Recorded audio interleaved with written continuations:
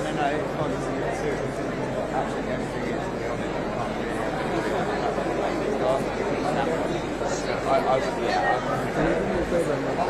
Yes. Thank you.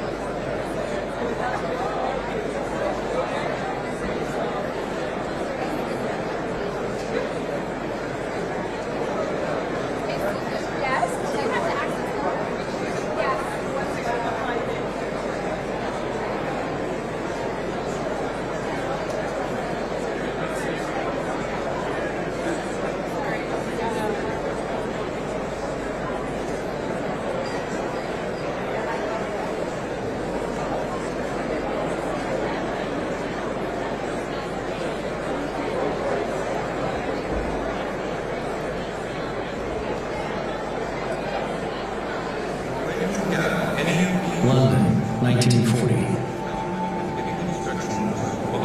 Kyiv, 2022. Fear, pain, despair, anger. Russia's relentless bombings will not stop us. We defend democracy and all our values against Russia's attacks.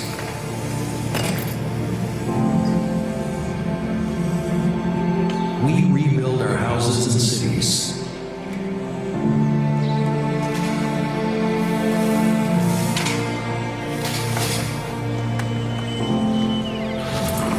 We clear landmines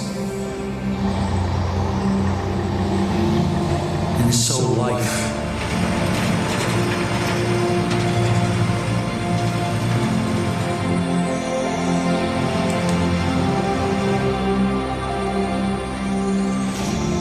We bring light back into every house.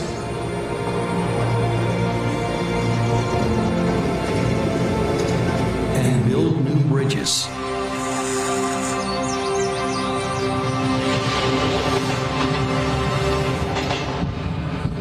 In spite of everything, we love and dream. We fight, we transform, and work for Ukraine. We are rebuilding better and greener, using the best of Ukrainian and global innovation. And every day, we look to our future with pride and confidence. United in defense, united in recovery. We build Ukraine.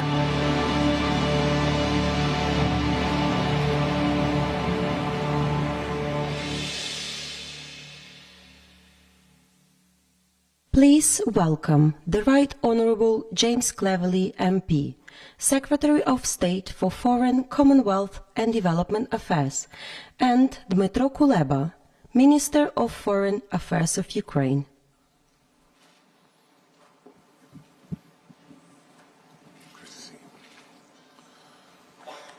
Ladies and gentlemen, welcome. There are over 1,000 public and private sector decision makers here, governments representing 61 states, 33 international organisations, over 400 businesses and 130 civil society organisations. After nearly 18 months of Ukraine withstanding Russian full-scale invasion, the international community is coming together today with a shared belief and confidence in Ukraine's future. Russia's full-scale invasion has caused untold suffering, but Ukraine is rebuilding now. Recovery offers an opportunity not only to repair what was lost, but to stride forward and to rebuild an economy that is more modern, more open, greener and more resilient. When I visited Kyiv recently, I could see the construction equipment, the JCBs, already visible everywhere.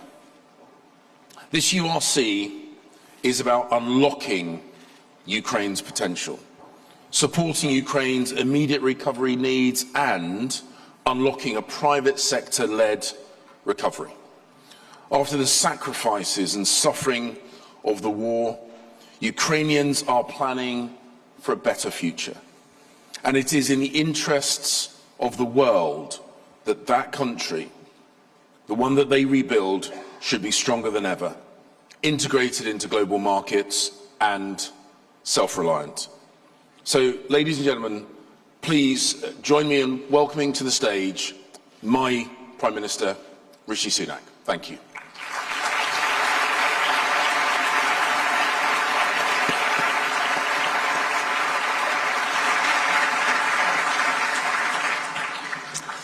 Good morning and welcome to the Ukraine Recovery Conference.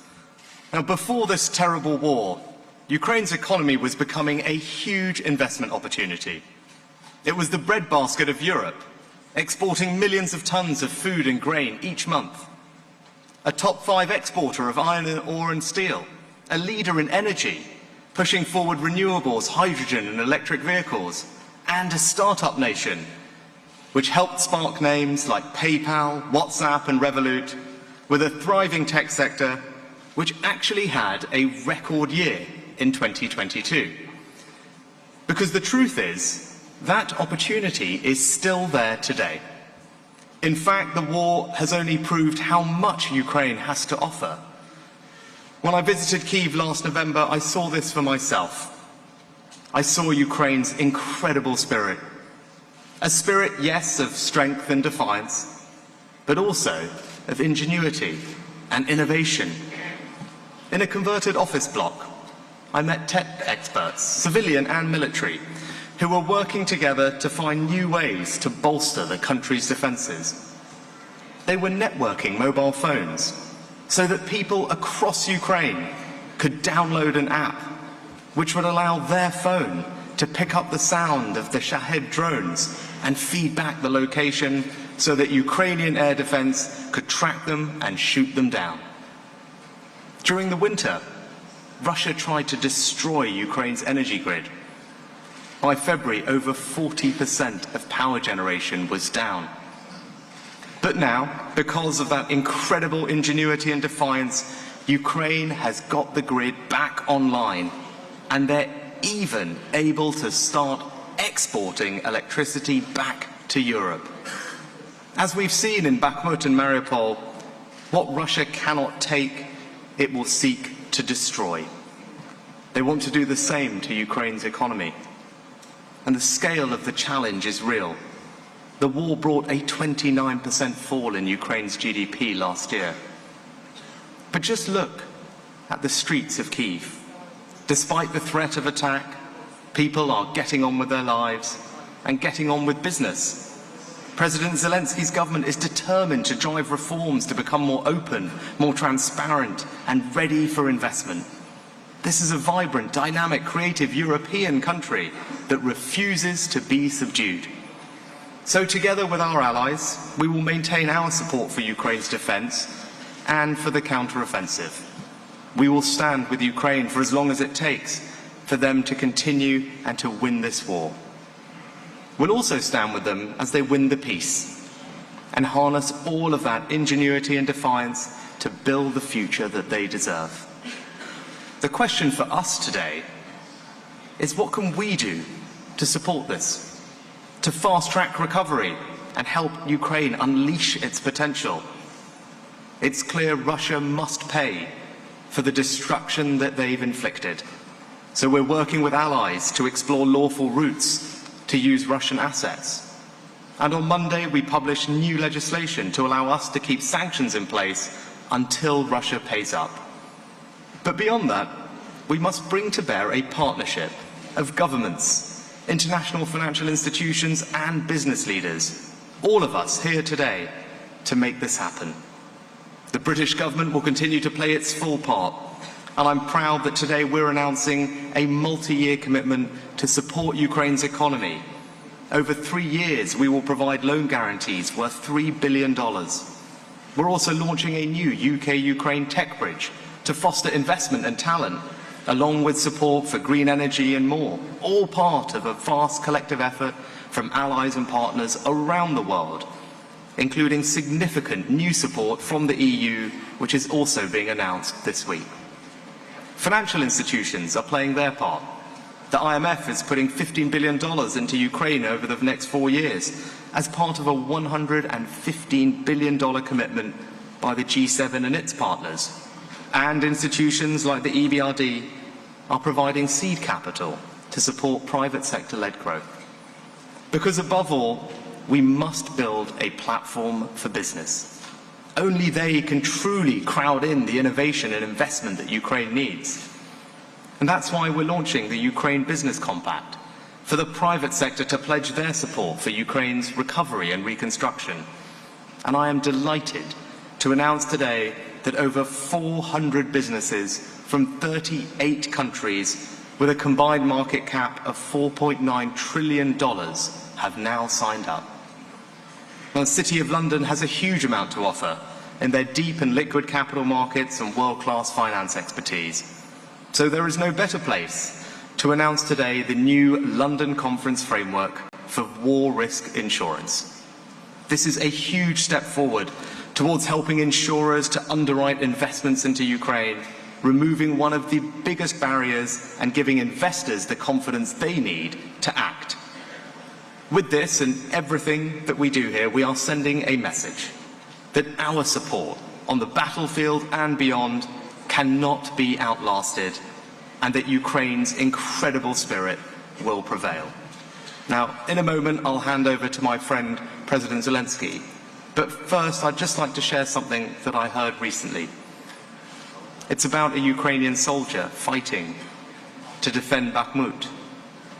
He was stationed in an empty house, not far from the front line, surrounded by the destruction of war. When he could snatch a moment of free time, he used it to plant seeds. He was trying to create a plot of vegetables, hoping that by the time the homeowners returned, they would have begun to grow. What a profound expression of hope. And you know, from that house to this hall, we're doing the same thing. We're planting the seeds of Ukraine's future. Today, we can water them, and in time, the Ukrainian people will harvest them. And now, it is my great pleasure to introduce President Zelensky. Vladimir, you have the floor.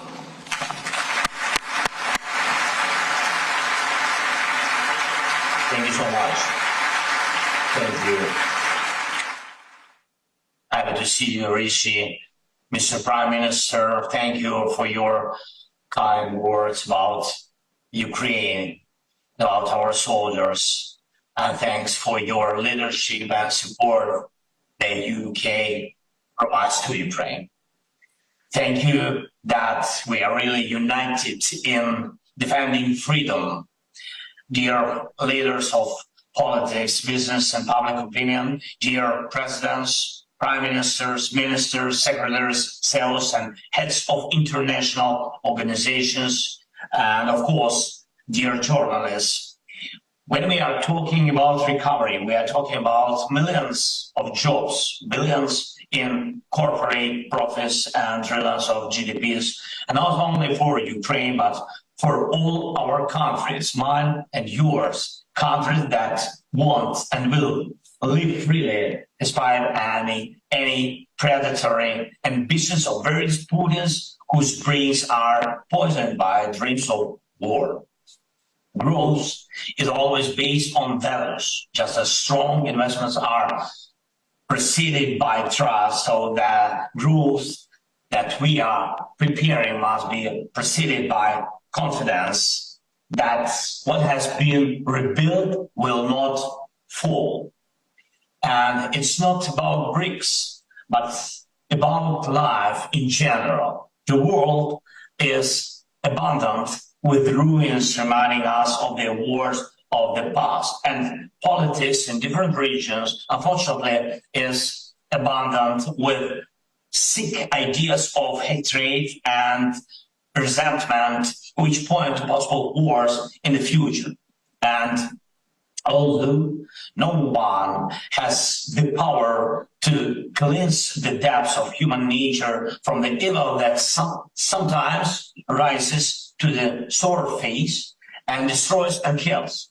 But you and I, and right now, we are able to protect life and overcome the ruins after the Russian aggression in such a way as to block the path for evil, meaning for any new aggressions. The eyes of the world are looking at whether we will defeat Russian aggression exactly as freedom deserves to win, that is without compromising our values. Also, the world is watching to see if we will restore normal life in such a way that our transformation will land an ideological defeat on the aggressor. We protect Ukraine, and thus we protect freedom. And when we build Ukraine, we'll build freedom, country, region, continent, world. It's a global task. And I want to thank you. And of course, I thank Switzerland, Germany, France, Italy, every country where we have agreed on key principles for recovery. At this conference, we must move from vision to agreements and from agreements to real projects. There is a Ukrainian delegation in London that will present concrete things that we propose to do together. In my term, I will outline 5 directions in which we have begun to create foundations for peace. The first is the potential of unity. The second is the potential of stability. The third is growth potential. The fourth is security potential. And the fifth, extremely important, is the potential of democracy. So, the first point, we are strengthening unity. Ukraine has already succeeded in making the EU as united as it has never been before. This is truly a unity of values, which is reflected in many political, economic sanctions and humanitarian decisions. Ukraine has activated all the power of solidarity for which the EU was conceived. And Ukraine is also activating the moral force of NATO. This is important for all of us. What does the world see now? Does it recognize NATO's moral leadership in protecting peace? This is only possible with Ukraine in the alliance. Just as Ukraine already belongs to the value space of the EU, we already belong to the NATO security space. De facto. Just as Ukraine is already part of the EU's common market and on its way to full membership, we are already defending the common space of freedom in the alliance and are only waiting for the courage of the alliance leaders to recognize this reality politically. Thanks to the same values, We are developing strong bilateral alliances with such leaders of the democratic world and the United Kingdom, the USA, Canada, Japan, Australia, all the EU members, and this gives us new power in defense, economy, and global prospects for democracy. We built our alliances, and thus we are safeguarding the level of freedom to which our people are used to. Second, we are strengthening stability. At least 600 million consumers around the world directly depend on our agricultural production. This is a huge potential for food security. At the times of this war, when Russia blocked our ports and destroyed freedom of navigation in the Black and Azov Seas, the world saw what Ukrainian grain is. Without it, there is the threat of price rises and social collapse in different countries. We have now partially restored the movement of our agricultural products by sea through 2 export initiatives. And this is stability for a huge social and economic space, from Morocco to Somalia, from China to Lebanon, from Turkey to India, from Spain to Pakistan. Different aspects, different influences, but always a contribution to stability.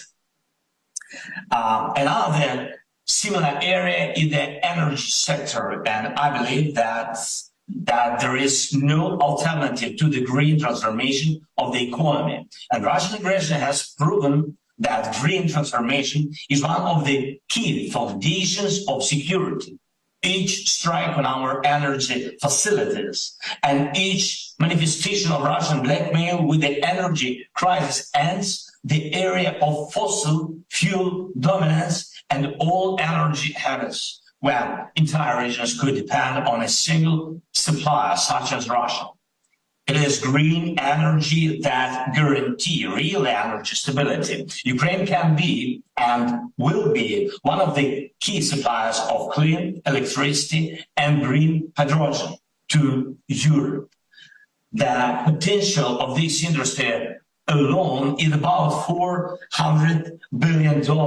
We built agricultural and energy facilities in Ukraine, and thus we are protecting the world from chaos.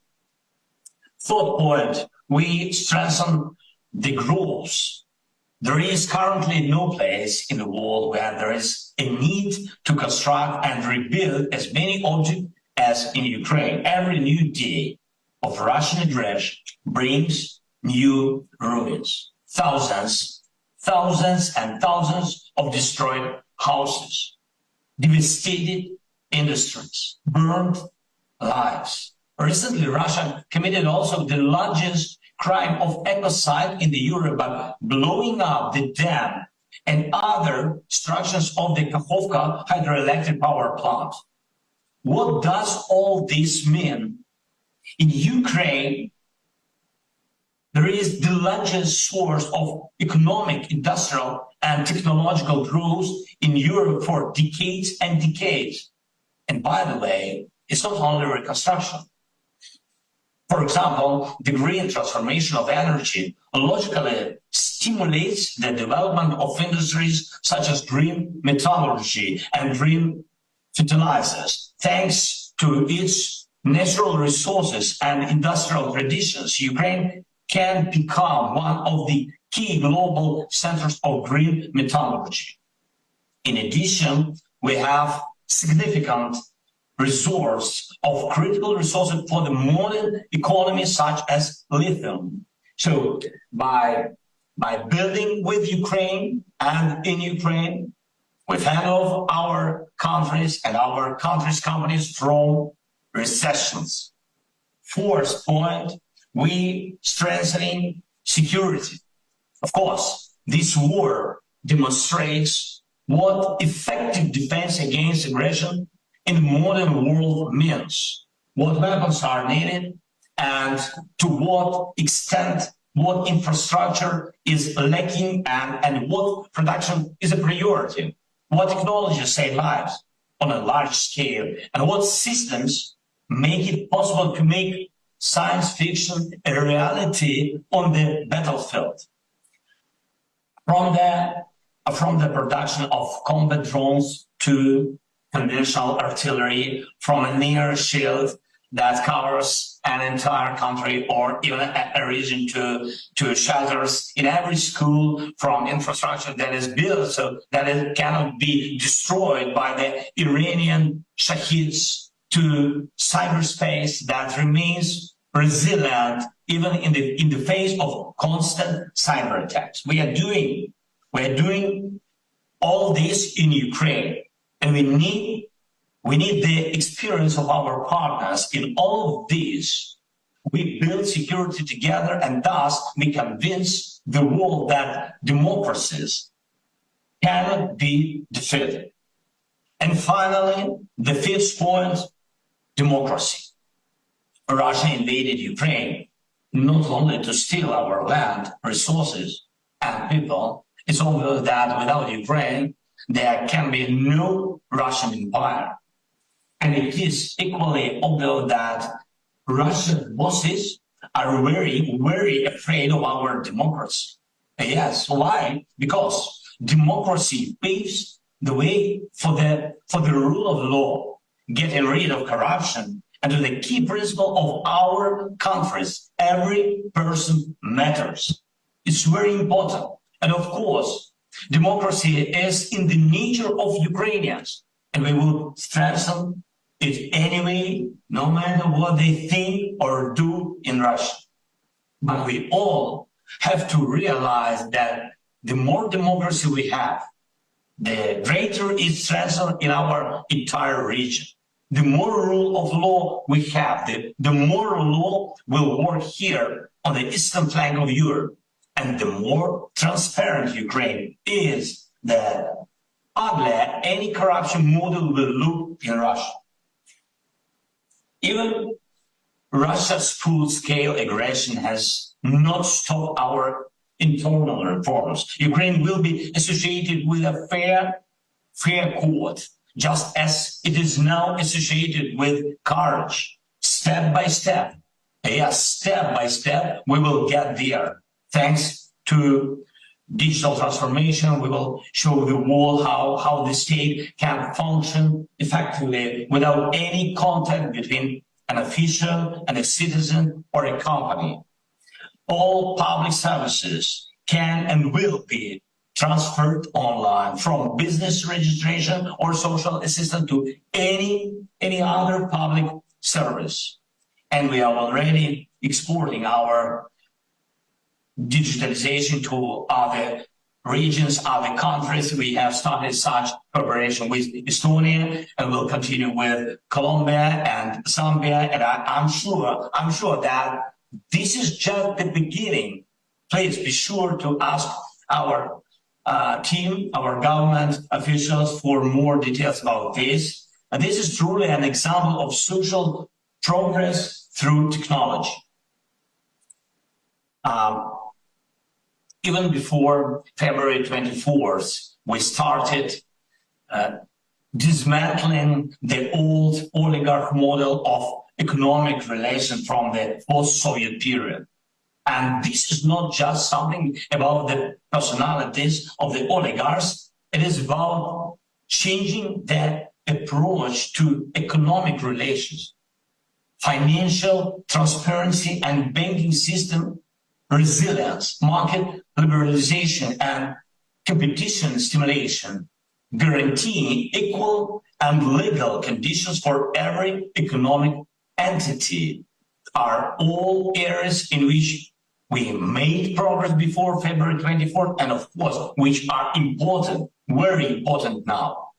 We build institutions and continue reforms in Ukraine, and thus we are defending democracy and preserving it as a hope for all, at least in our region, that democracy will prevail. Dear ladies and gentlemen, by building Ukraine, we are building much more than one country.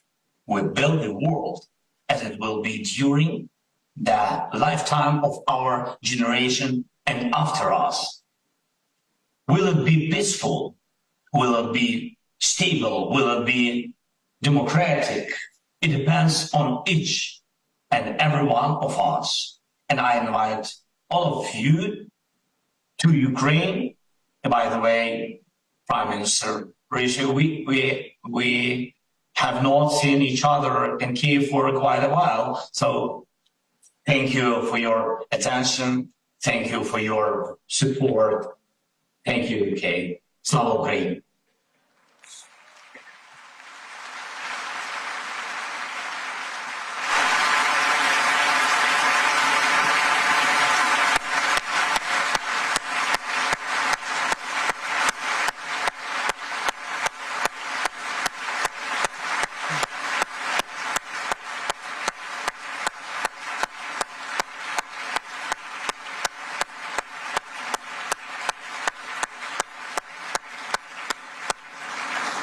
Thank you, Vladimir, not least for providing options for my summer holiday in a couple of months. But I know I speak for everyone here when I say we are with you.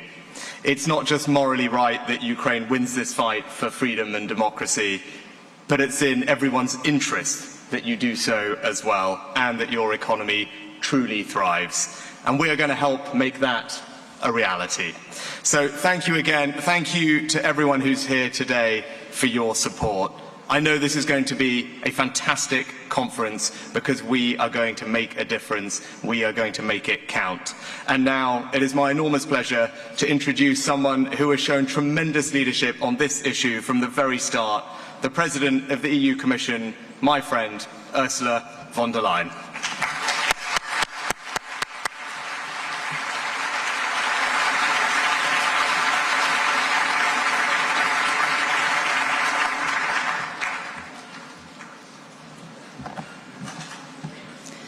Thank you very much, Prime Minister Sunak, dear Rishi, Presidents, Prime Ministers, Ministers, Excellencies, ladies and gentlemen.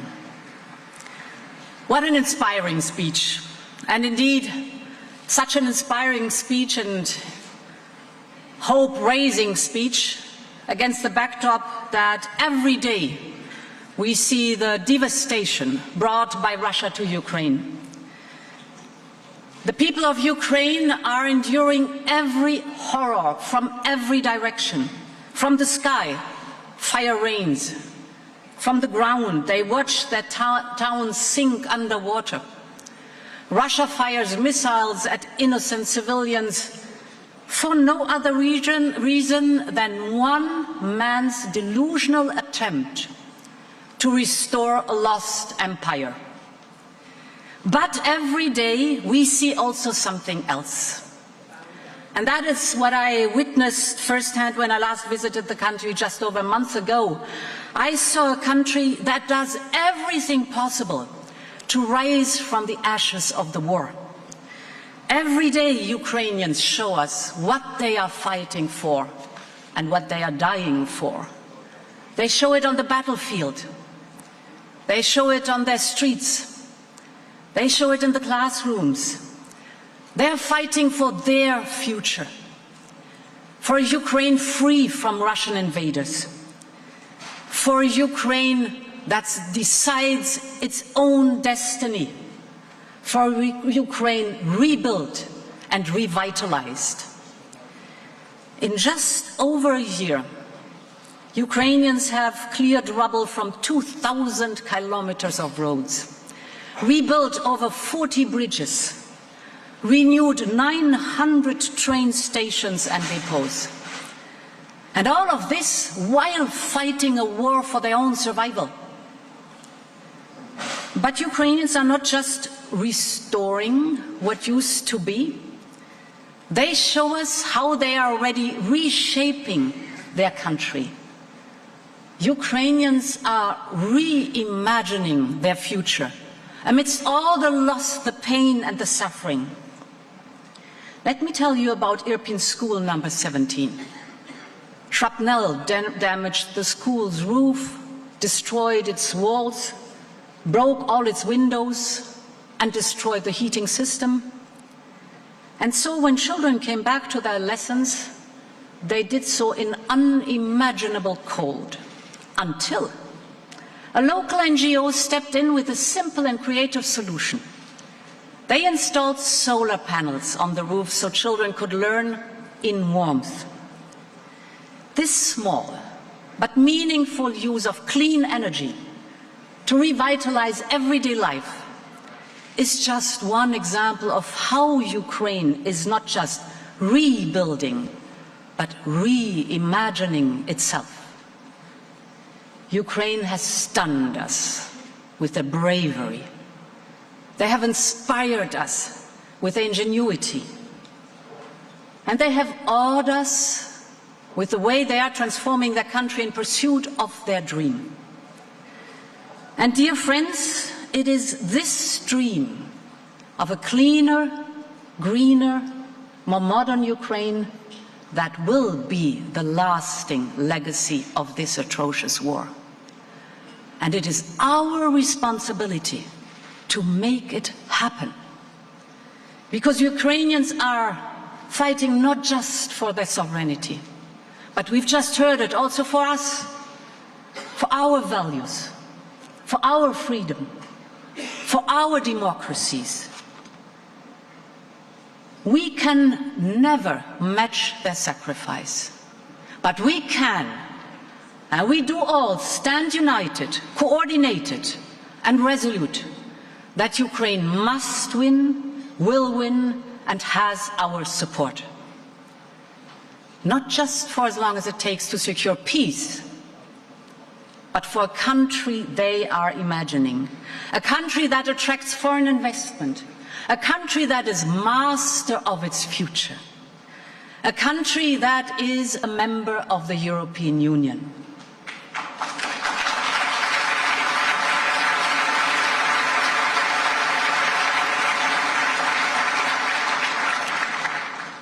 Together, we will support Ukraine not as individual nations, but as a coordinated community organized under an innovative platform.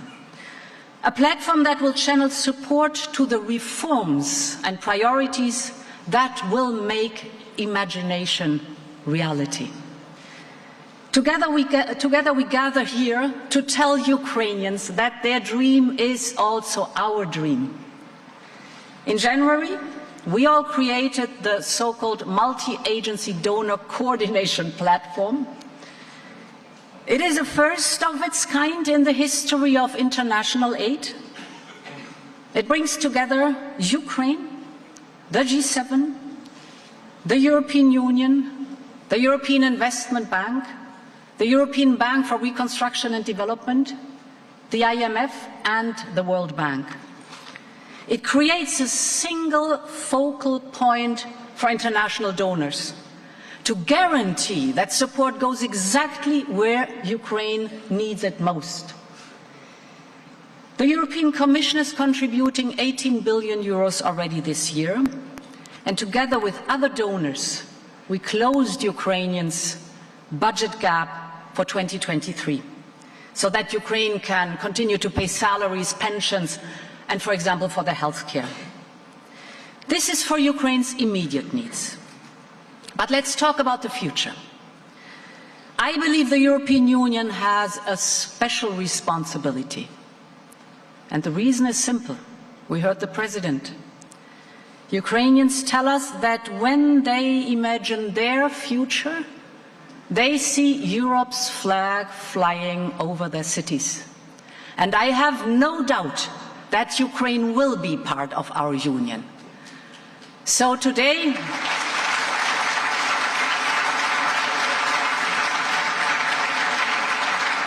I want to announce two new steps. The first is about Ukraine's reforms and its path towards EU membership. Despite the war, Ukraine has accelerated its reform agenda with impressive speed and resolve. We in the European Union want to match efforts and dedication.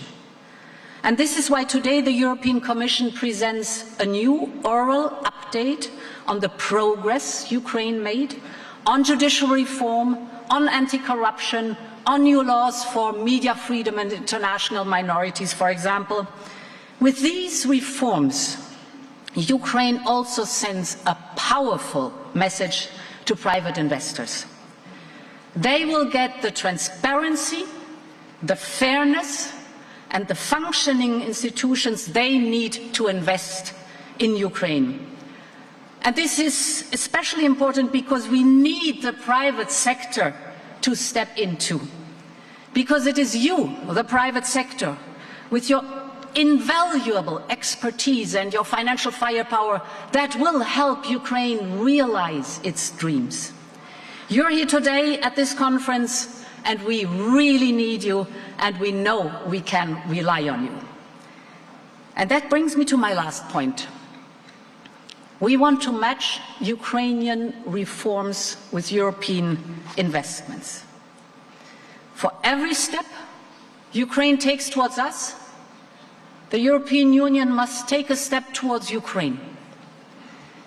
Yesterday, the European Commission proposed to create a new facility for Ukraine within the budget of the European Union. It will ensure constant financial support till 2027. The facility will be financed in 3 ways: with grants from the European budget, with loans raised on capital markets, and eventually with proceeds from the immobilized Russian assets. We will come with a proposal for these assets before the summer break because the perpetrator has to be held accountable.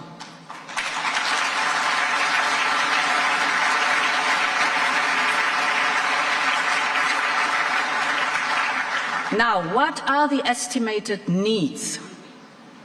Until 2027, Ukraine's remaining fiscal gap is about 60 billion euros. The needs for fast recovery on top are about 50 billion euros. That makes in total 110 billion euros until 2027 that are not covered. Therefore, yesterday I proposed to EU member states to cover 45% of this gap. This is in total 50 billion euros for Ukraine.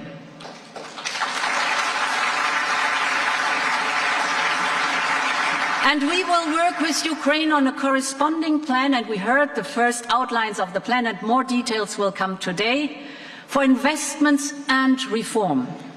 This plan could become an anchor for all international donors, including the private sector. You need predictability, you need clarity, you need transparency. This will help our coordination and will maximize our impact.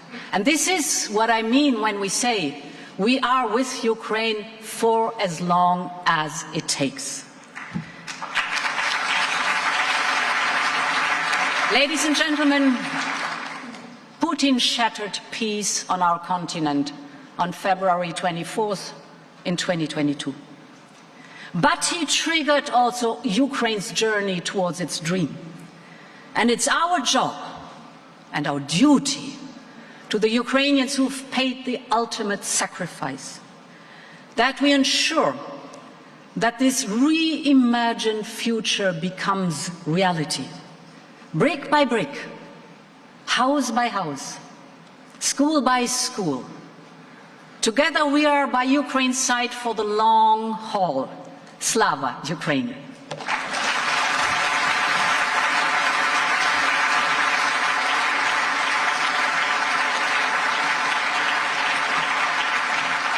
Well, hello everybody. As you all know, nearly 60 months ago, Russian troops launched a brutal invasion that has brought terror, bloodshed and anguish to Ukraine and to its people. Russia's actions are not only a vicious assault on a sovereign nation determined to choose its own path, they're also an attack on the international rule-based order that has underpinned so much of humanity's progress since the end of the Second World War. Early on, I lent my voice to Ukraine's fight for sovereignty and self-determination. I've done this because their struggle is ours too. The alternative to a free and democratic Ukraine is an increasingly illiberal and insular world. A world without justice, a world without equality or the rule of law. A world devoid of human decency and humanity. I'm sure you agree that it's the very antithesis to a world any of us would want to live in. In the last 12 months, I've had the privilege of visiting Ukraine twice, meeting not only President Zelensky, but also countless brave Ukrainians. Many shared harrowing and moving stories of devastation, suffering, and loss. And yet, I've also learned so much about Ukrainians' courage and resilience, and the unbreakable spirit at the heart of their fight for survival. I have more hope than ever that this fight can and will be won.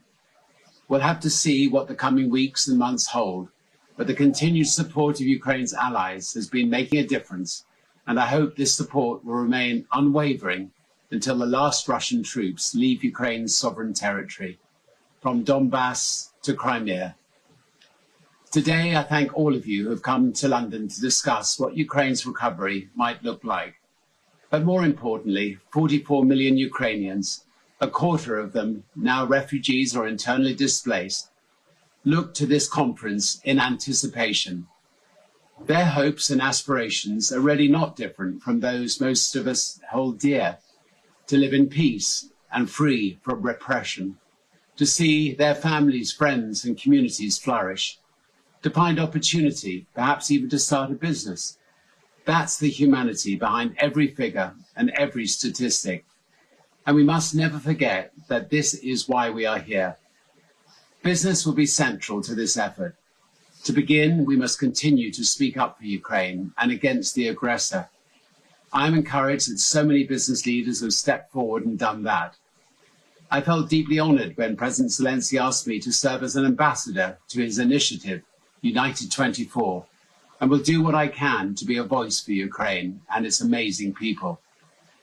Sadly, there is an unacceptably large number of businesses that continue to do business in and with Russia, contributing significantly to Putin's war chest. Sanctions must be tightened, loopholes closed, and violations punished. I really hope that governments will find answers to these challenges. There will be no recovery without peace, and for Ukraine to win the peace, business must not stand in its way. Many of us supporting Ukraine welcome the UK government's initiative to launch a business compact for Ukraine, and I'm proud that the Virgin Group is among the first companies to sign on. Ukraine needs a sustained collective commitment across all sectors to help rebuild its infrastructure and its battered towns, and to bring its economy back on its feet. The World Bank estimates that Ukraine's recovery will require at least 400 billion over the next 10 years. Some may call this the cost of fixing things. I'd like to think of it as a smart investment in Ukraine's future that will power innovation and green growth, led by the skill, talent, and determination of Ukraine's entrepreneurial people. Many of us stand ready to do our part, and I urge you all to do yours and create an enabling environment so that Ukraine can build back better. A thriving, prosperous Ukraine is our best hope for peace and stability in the region and beyond. Your support and your commitments will make all the difference. In this spirit, I wish all of you a most productive conference. Cheers. Thank you.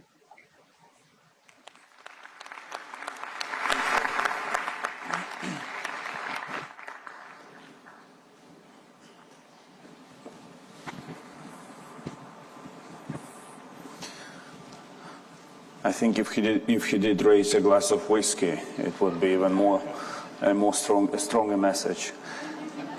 But Richard is a good friend of Ukraine. He has been to Kyiv many times.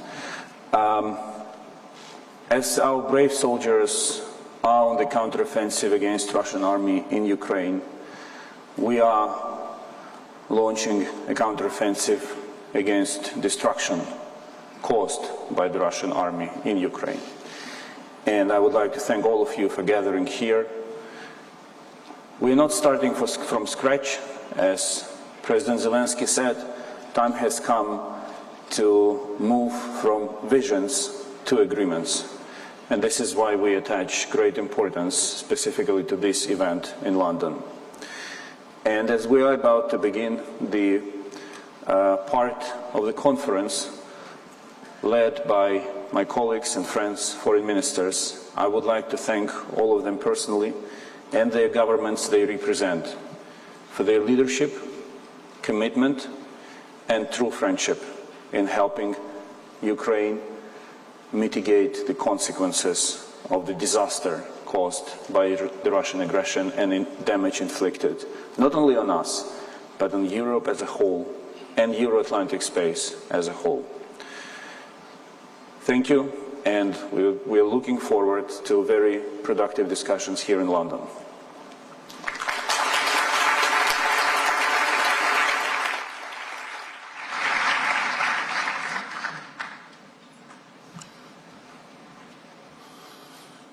Thanks, my good friend Dmytro. And now could I invite my fellow foreign ministers to the stage, Antony Blinken, the US Secretary of State, Ala Karis, the President of Estonia, Krišjānis Kariņš, the Prime Minister of Latvia, Antonio Tajani, Foreign Minister and Deputy Prime Minister of Italy, and Elena Baerbock, Federal Minister of Foreign Affairs of Germany, Yoshimasa Hayashi, the Foreign Minister of Japan, Catherine Colonna, Foreign Minister of France, Zbigniew Rau, Foreign Minister of Poland, and Harjit Sajjan, Minister for International Development of Canada.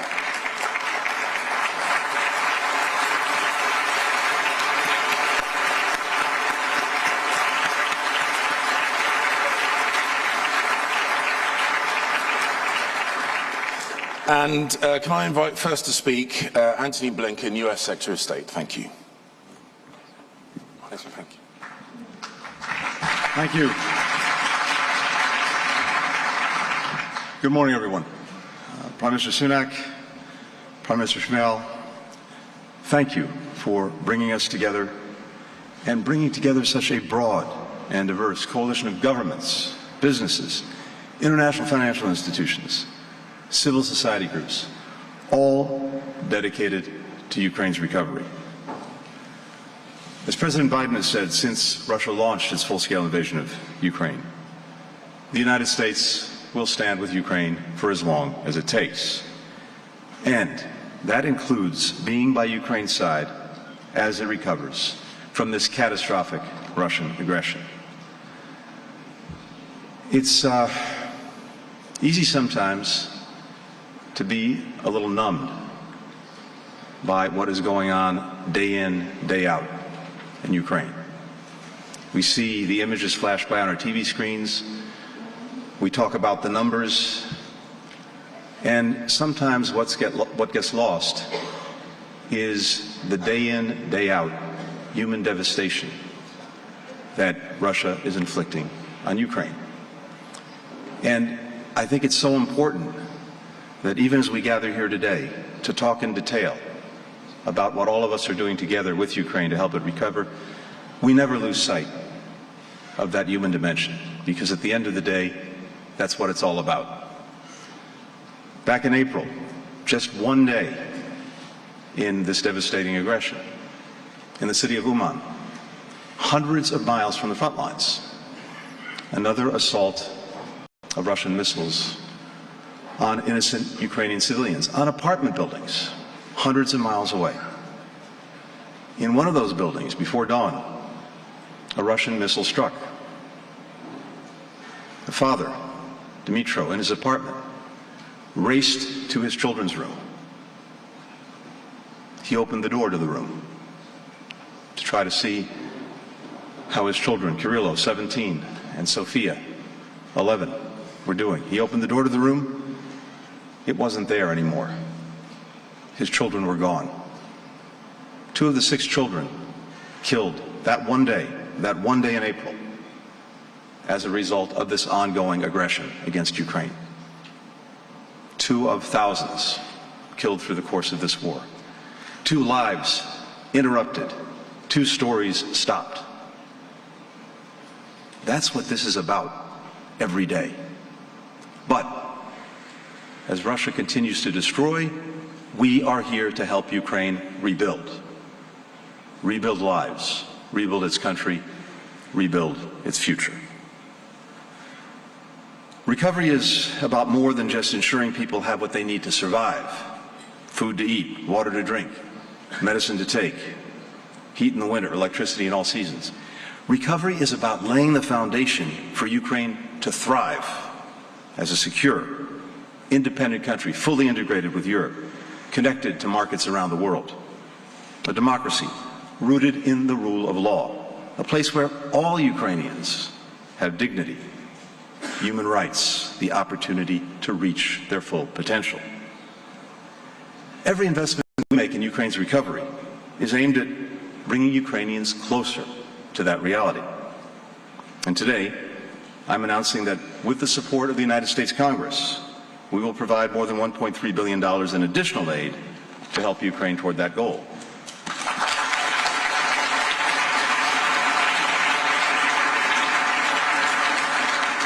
We're going to invest over $520 million to help Ukraine overhaul its energy grid, more than half of which, as you've heard, has been destroyed by Russia. And in so doing, make it cleaner, make it more resilient, make it more integrated with Europe. And we'll support Ukraine's energy market reforms to combat monopolies and to spur more private investment, which will enable Ukraine one day to become a major energy exporter. This support will complement the work that's already being done by the G7 Plus Coordination Group, which we launched last October and have co-led ever since, first with Germany, now with Japan. That group has grown to include 18 countries and several multilateral institutions. Together, we've allocated billions of dollars to help repair and rebuild Ukraine's energy sector. We've sent more than 5 million power generators to Ukraine, transformers, cables, pipes, circuit breakers, other pieces of energy equipment. The United States will also provide $657 million to help modernize Ukraine's border crossings, its rail lines, its ports, other critical infrastructure that connect the country with Europe, allowing it to exchange more goods, buy more pathways, more and more efficiently. We'll direct an additional $100 million toward digitizing Ukraine's customs and other systems to boost speed and to cut corruption. And we'll commit $35 million to help Ukrainian businesses and entrepreneurs through financing and insurance that reduces risks for investors in Ukraine.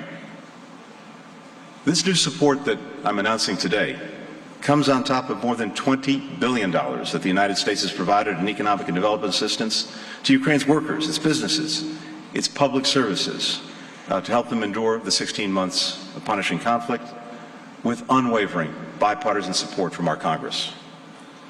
Across this support, we're striving to build a Ukraine that's inclusive, that's accessible, so that people with disabilities can reach their full potential, which is in the interests of all Ukrainians.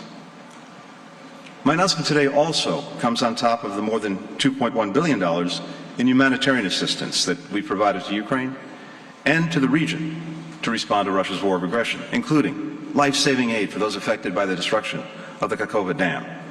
Within hours of its breach, we mobilized support for evacuations, for emergency deliveries of food, of safe drinking water, of fuel, of medical aid. In the weeks since, we've continued to work with Ukraine in assisting the thousands of people who've been displaced, the hundreds of thousands whose water supply has been contaminated. And these are just the immediate consequences of the catastrophe that will probably wreak environmental and economic devastation for many months and indeed many years to come.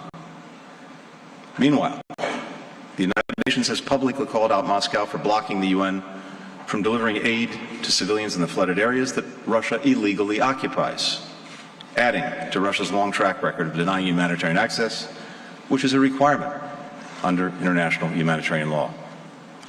In addition to our economic development and humanitarian assistance, the United States will continue to invest in Ukraine's long-term efforts to strengthen good governance, transparency, accountability. We'll bolster its justice sector and anti-corruption institutions, strengthen its civil society and its free press.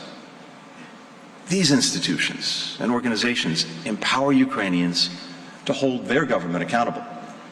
to check the power of vested interests, and they're crucial to ensuring that the unprecedented resources that all of us are providing are managed responsibly. The Ukrainian government has made meaningful strides in bolstering these institutions, even as it fights for survival. And Kyiv has taken tangible and difficult steps to align its standards and practices with the European Union, particularly since the EU granted Ukraine candidate status a year ago.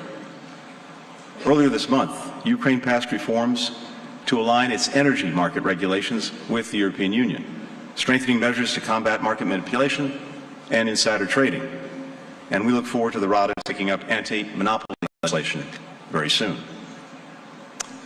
Adopting these and other critical reforms to increase Ukraine's transparency and competitiveness, to bolster the rule of law, will help attract more private investment. And that is essential. You heard it from my colleagues. Governments are doing a lot. International financial institutions are doing a lot. Both of us have an important role to play in Ukraine's recovery. But it is not enough. Only the private sector can mobilize the level of investment necessary to meet the country's massive needs.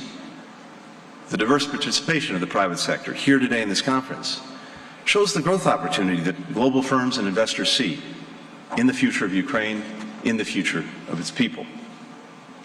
But make no mistake, all of these reforms and recovery efforts depend on having the capacity to deter and defend the attacks of Russia. That's why, even as we invest in Ukraine's immediate and long-term recovery, we also have to build a Ukrainian military that is strong enough to protect Ukraine's sovereignty, its territorial integrity, and its independence. Not just to defend Ukraine's land, but to defend all that Ukrainians are building and will build on that land. Also, this is committed to working to build support for a just and lasting peace in Ukraine, the core elements of which I outlined a couple of weeks ago in Helsinki. Those include a peace that upholds the United Nations Charter and its fundamental principles, sovereignty, territorial integrity, independence, that addresses both accountability and reconciliation, and that supports Ukraine's reconstruction and recovery. Even as we rally around Ukraine's recovery, we must not lose sight of why that is necessary in the first place. Indeed, even as we come together here in London, committed to supporting Ukraine's build-up, Russia continues to try to burn it down. So, let's be clear. Russia is causing Ukraine's destruction, and Russia will eventually bear the cost of Ukraine's reconstruction.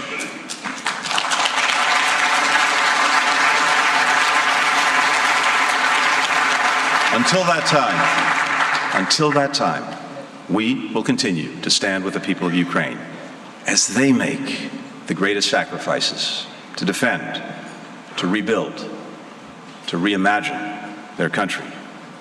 And in doing so, we will reaffirm the principle at the heart of the international order, that people in every nation can write their own future, free from aggression, free from coercion, free from intimidation. That is a recovery well worth our robust and enduring support. Thank you very much.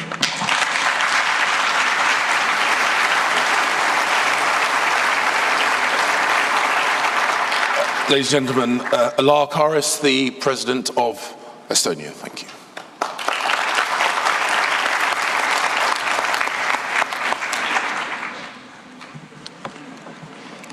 Excellencies, Ministers, ladies and gentlemen, dear friends.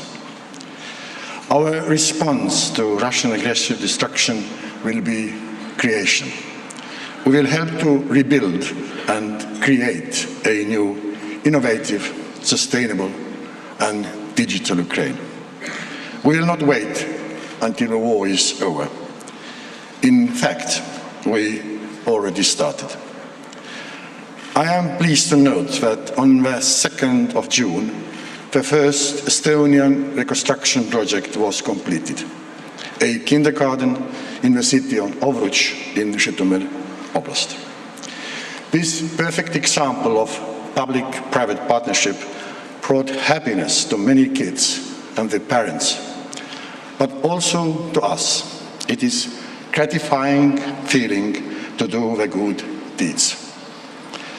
As we continue with other projects, let me show that reconstruction is not only needed, but as we saw in Overwatch, it is already possible.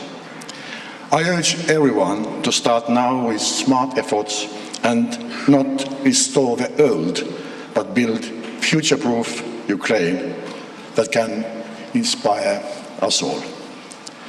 Estonia has worked with Ukraine for years to support public sector reforms and help increase its resilience.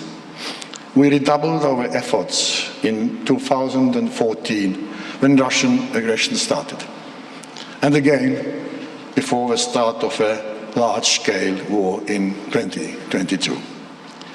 Estonian private sector has been instrumental in our cooperation, be it developing Trembita, the backbone of the digital government of Ukraine, that has helped the country continue offering public services even during the war.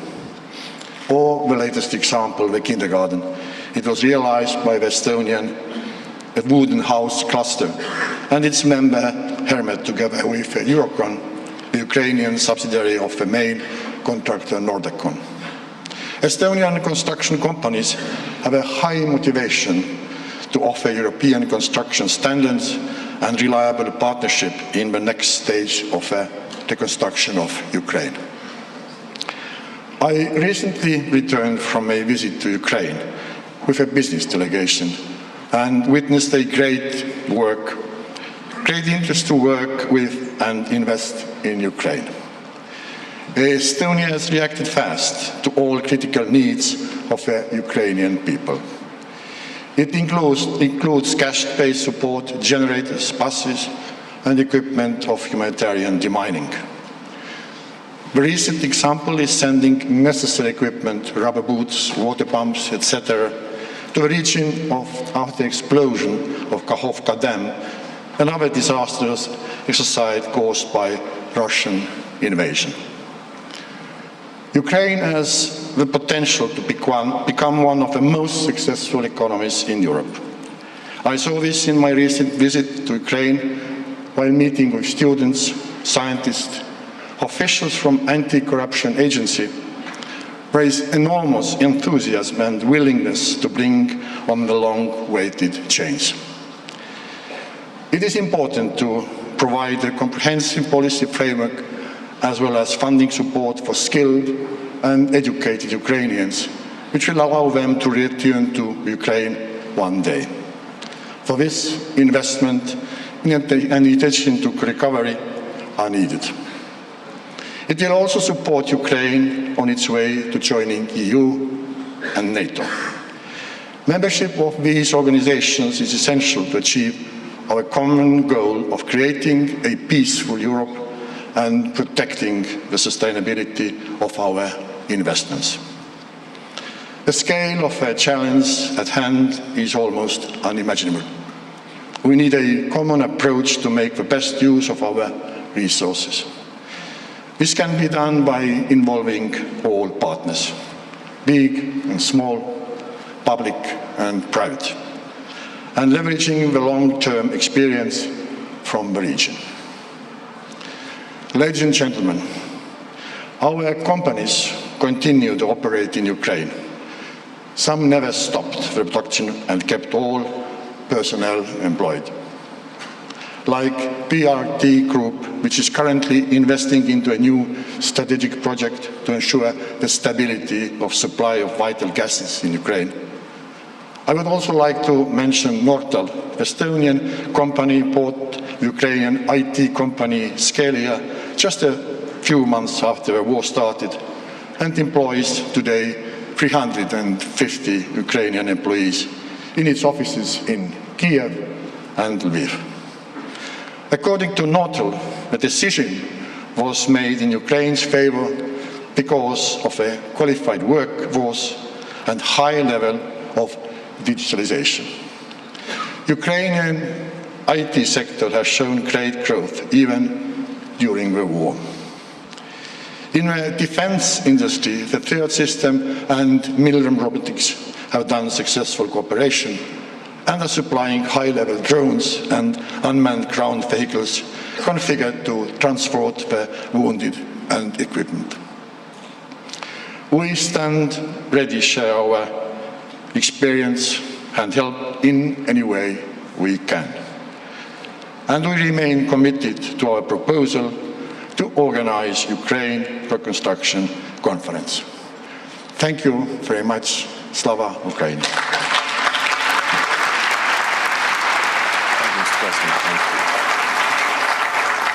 Thank you, Mr. President. Now, can I ask Krišjānis Kariņš, the Prime Minister of Latvia, to the stage? Thank you.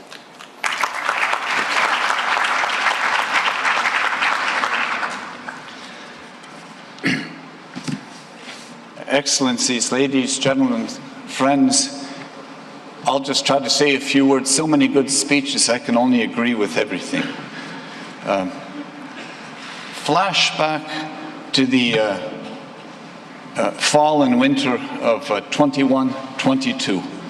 The Latvian government starts getting briefings from the US government. Every morning I'm reading about new troop movements. Every week in the government meeting, now we're meeting in the special room that is good for such meetings, and we're trying to understand what exactly is going on, what could we expect. Now, Latvia has a history with Russia where we never had any illusions that things are going very well to our east. And we had every indication that things are actually going in an absolutely bad direction. So we took a decision at the late fall, early November, December, that we wanted to send weapons to Ukraine. It doesn't look good. It looks like a war really could erupt. We have had now Stinger missiles in our arsenal. Well, you don't just send these things around. You coordinate with the US government. It took a little while. Our Stingers arrived in Ukraine just one day before the full-scale invasion, and thankfully they were part of the solution of keeping the Russians from taking the airport, which is part of their initial plan. Since that time, our government has spent over 1.3% of our GDP on all kinds of aid to Ukraine. Over 1% is military alone. So our Stinger missiles, all of our Stinger missiles are now in Ukraine. We had a fleet of helicopters. All of those helicopters, the last ones are still being repainted. We send them so that they're usable and look good as well, are going to Ukraine. We are training Ukrainian soldiers to the order of about 3,000 this year. Ammunition, drones, etc., is continually going and will continue to go in this way. On top of that, humanitarian aid, on top of that, financial aid. And on top of all of this, our civil society has been going head-to-head with the government who can donate more faster and more efficiently. So after the Kakhovka Dam was exploded, within 1 week we took 3 different government decisions on different aid packages coordinated with the Ukrainians. But at the same time, our civil society spontaneously, it's very well organized in Latvia, organizing all kinds of shipments of generators, boats, everything that is needed in flood-devastated areas to get them there, and they're already on the ground and working today. So as a nation, we understand the Ukrainians, because what are they fighting for? They're fighting for, well, many things, but you could boil it down to 3 values. Freedom, it's been mentioned. Democracy, it's been mentioned. And the rule of law. Now, all of us, we talk about these things all the time. We're all freedom fighters. But friends, the Ukrainians are freedom fighters. We are now freedom supporters.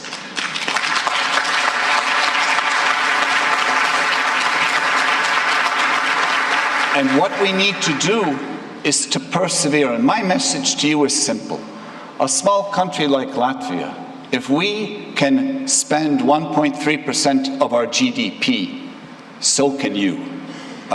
We're not the wealthiest of nations, but it can be done. And as a politician, I can say,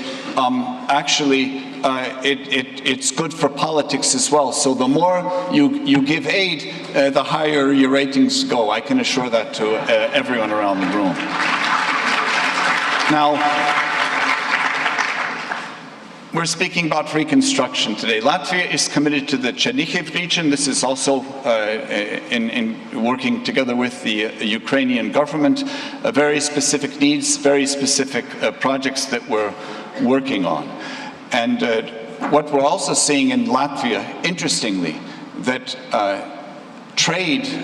business trade between Latvia and Ukraine is up over 60% this year. In the middle of a war, 60% increase. And why is that? It's because on top of all of the aid, more and more companies are realizing they have an important role to play. Not only in donating, but in helping to create. So also today there are companies from the energy sector, from the language technology sector, from other sectors in Latvia present here today, looking for these opportunities. And if we can mobilize not only public funds, but the private funds, that is one incredible opportunity for everyone, for the Ukrainians, but for all of Europe. Now, and what is the sort of the end game, the outcome? How will it all end? Well, there are a number of steps. So first and basic, Ukraine will win the war, and Ukrainian territory will be liberated of the Russian aggressor everywhere. That is point one. That needs our continued, especially military support. Step two, we have to help Ukraine in the integration process. Ursula, I don't see her right now, Ursula von der Leyen said very correctly, Ukraine's place will be in the European Union, no doubt about that, and we will become stronger because of your joining us. But I think it's also important to state that at the end of the day, if we want a long-standing peace in Europe, the only way to really assure that is Ukraine's also full integration into the NATO military alliance. Another important aspect, it has been mentioned, it needs to be stressed, that the perpetrator must pay. The Russians are destroying Ukraine. We have frozen billions, probably their assets. A way must be found to mobilize these assets to help offset the cost of the reconstruction. And finally, the Russian leadership must be held accountable, ultimately, in a tribunal for all of the atrocities and the crimes against humanity that they are perpetrating, even as we speak. So, united, we will stand with and behind Ukraine, and in the end, we will prevail. Slava Ukraini. Very good.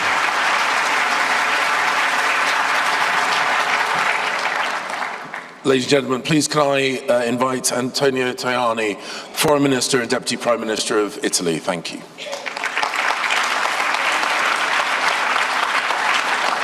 Thank you. Mr. Prime Minister, dear colleagues, James, thank you very much for organizing and hosting this very important event.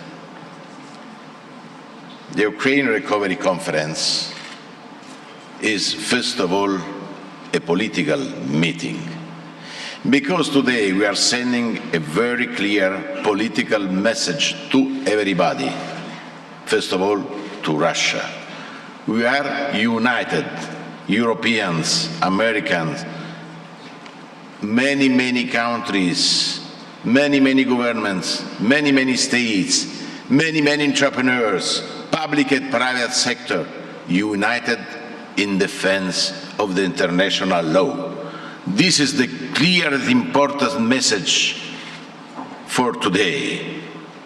We are in defense of the rules, not only in defense of the independence of Ukraine, because the independence of Ukraine is freedom, is peace, is justice, is international law.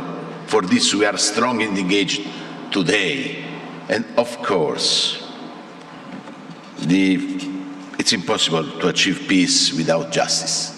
We want peace, but peace without justice is not peace.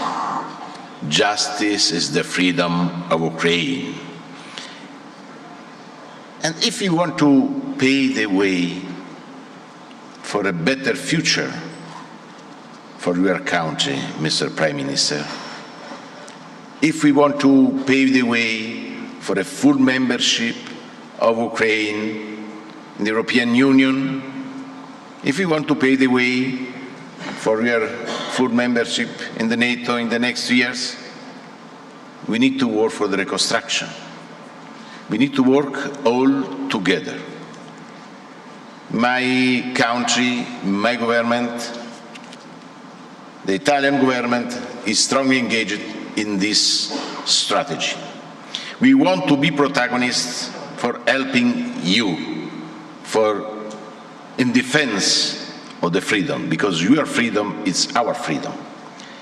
As you know, dear Prime Minister, just a few weeks ago, we were with you, with your government, in Rome, in the presence more or less 1,000 Italian and Ukrainian companies to discuss the reconstruction of your country. For Italy, the bilateral reconstruction conference in Rome was the start of the process in which Italy, together with the European Union and the international community, is committed to providing Ukraine with a strong military, humanitarian, financial and economic assistance. Italy will keep playing a central role with the G7 presidency next year, and then by hosting this Ukraine Recovery Conference in 2025. To start rebuilding Ukraine, we don't have to wait for the end of the conflict, as often reminded by the President Zelensky. There are many things that we can do together. First of all, the Russian attempt to exploit the winter to bring the civilian population to its knees. We must work now to restore what has been destroyed by the end of the summer, starting with the energy infrastructure, of which Italy is committed with public funds and its national companies. Secondly, we can immediately remove the mines, as in the film, and rebuild bridges, roads, houses, schools and hospitals. This is crucial for a better life of the Ukrainians.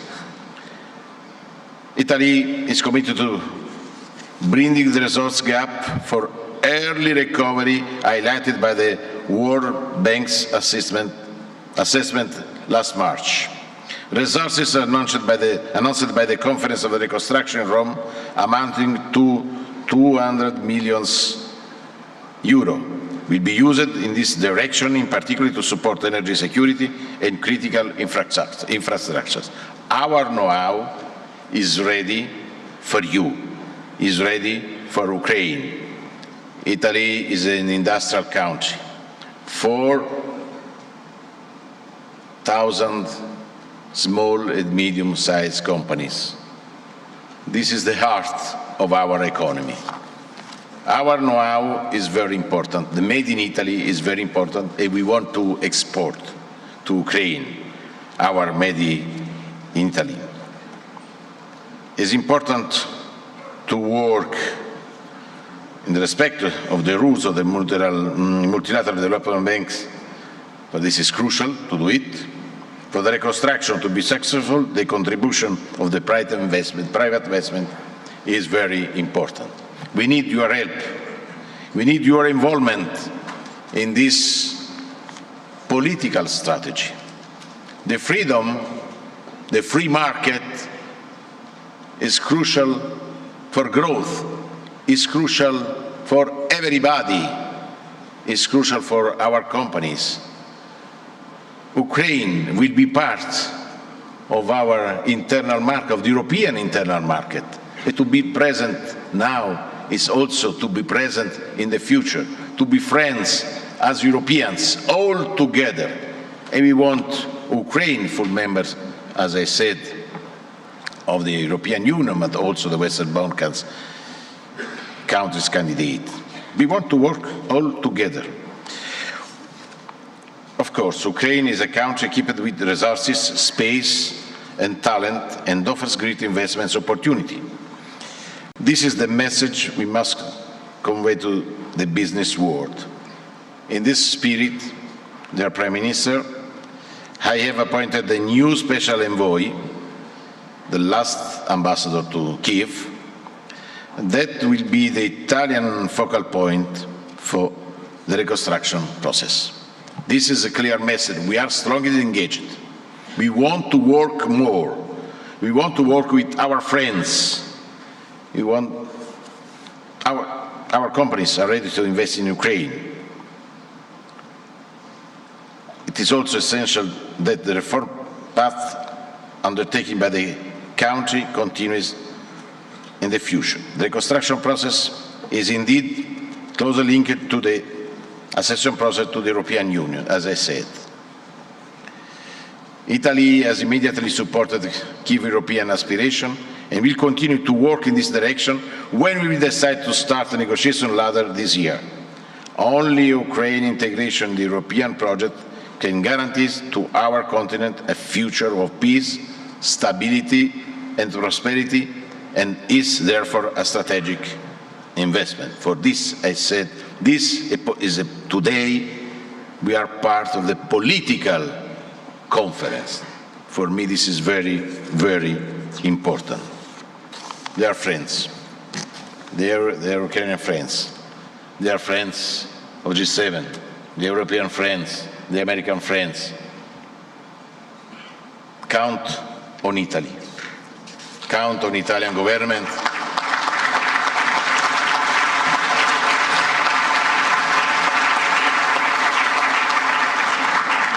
Prime Minister, we are close to you in defense of freedom, democracy, peace, international law. Slava Ukraina.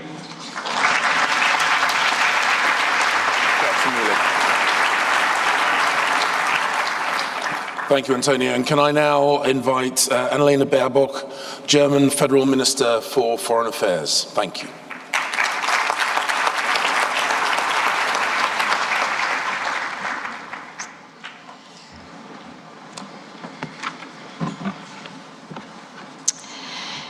Thank you, Foreign Secretary. Thank you, James. Prime Ministers, Presidents, Excellencies, Prime Minister Šimak, ladies and gentlemen.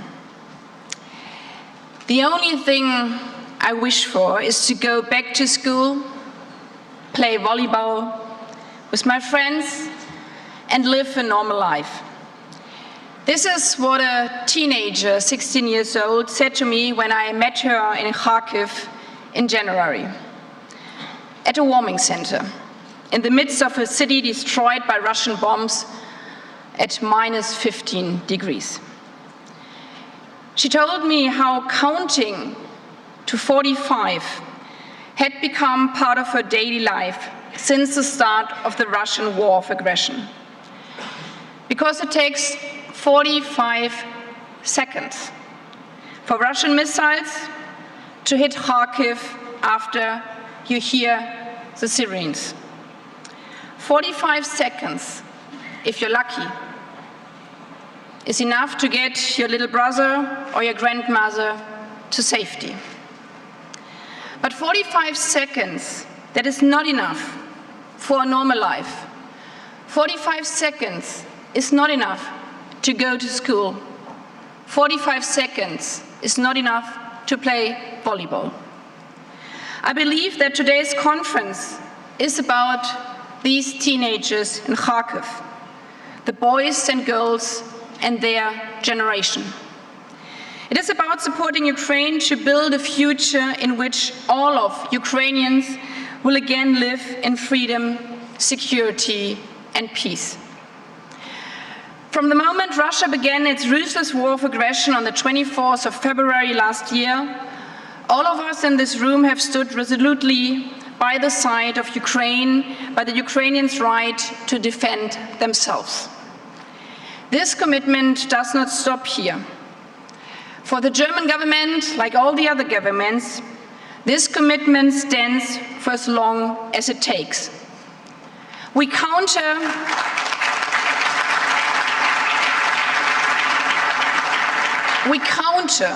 altogether Putin's destructive war of aggression with a rebuilding campaign. United in defense, united in rebuilding. We continue to support Ukraine financially, politically, with weapons. We want Ukraine to win this war, to win peace. That is why we have made clear that Ukraine belongs also to the European family. And the Commissioner President, Ursula von der Leyen, said this morning that the European Commission on Ukraine's reform effort shows that Ukraine is making commendable progress despite the war. And Ukraine will eventually become a member of the European Union. With our partners, we are also working towards greater political and practical cooperation between Ukraine and NATO. And my colleague Minister for Development, Svenja Schulze, and I have come today here to underline that the German government is stepping up efforts for Ukraine's recovery. This recovery starts with humanitarian support. Germany will provide Ukraine with an additional €381 million for humanitarian assistance in 2023, for everything from generators to food and tents for those who have fled or lost their homes recently. We will continue our demining work, since there can be no peace in places where people live in constant fear of their children stepping on a mine while playing. This support comes on top to the total recovery assistance by the Foreign Office, the Ministry of Development, the Ministry of Economy, and many others in the German government. Because, yes, recovery is about money. It needs to be. Since the beginning of Russia's war, Germany has provided €16.8 billion in support relating to Russia's aggression against Ukraine, including military aid, and we applaud those countries connected to the GDP have done similar. But when we look at long-term reconstruction, money is not enough. We want to support Ukraine in building back better, as we called it last year's recovery conference in Lugano, Italy. This means that in rebuilding its power sector, we are helping Ukraine to invest in renewable energy and energy efficiency, in a recovery that is green and therefore longer lasting and sustainable. And reconstruction is a collective effort that will only succeed if public and private sectors work together, as you, James, have said so many times. Despite the war and its damage to Ukraine's economy, many German companies continue to operate in Ukraine, in healthcare, in energy, in food, in water. And they see reconstruction as others as an opportunity of growth. I applaud them for this. They not only provide goods, services, and jobs, they provide trust in the future of Ukraine. As German government, we therefore supporting them with national investment guarantees, because yes, this is also political. And we call on others to follow suit so that companies do not shy away from investing in Ukraine. Finally, I'm convinced that we need to further link Ukraine's recovery and the EU accession process. Our goal is to help rebuild a Ukraine that is fit for EU. We stand ready to support Ukraine in its reform efforts on the path towards membership. That's why Ukraine's accession process will have a special place at next year's recovery conference to be held in Germany, to make recovery a truly European endeavor. Ladies and gentlemen, colleagues and friends, we do not know when Russia will stop its brutal war of aggression. It's in the hand of one man who has started this war. But what we know and what we promise, we will continue supporting Ukraine's recovery, and we will continue helping Ukraine to win this war, to win peace, so that every teenage girl in Ukraine can do what teenage girls are doing in the rest of Europe every day. Go to school without fear. Play volleyball with their friends without counting to 45. Simply live a normal life in peace and freedom. Thank you.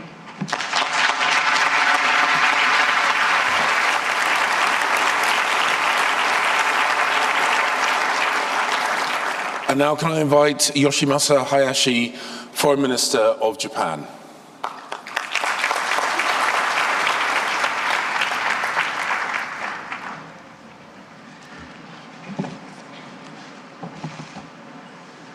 Thank you, James, and Prime Ministers, Ministers, distinguished guests, ladies and gentlemen.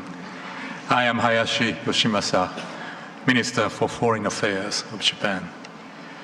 I would like to express my respect for the efforts made by the governments of the UK and Ukraine, and with those involved in organizing this conference.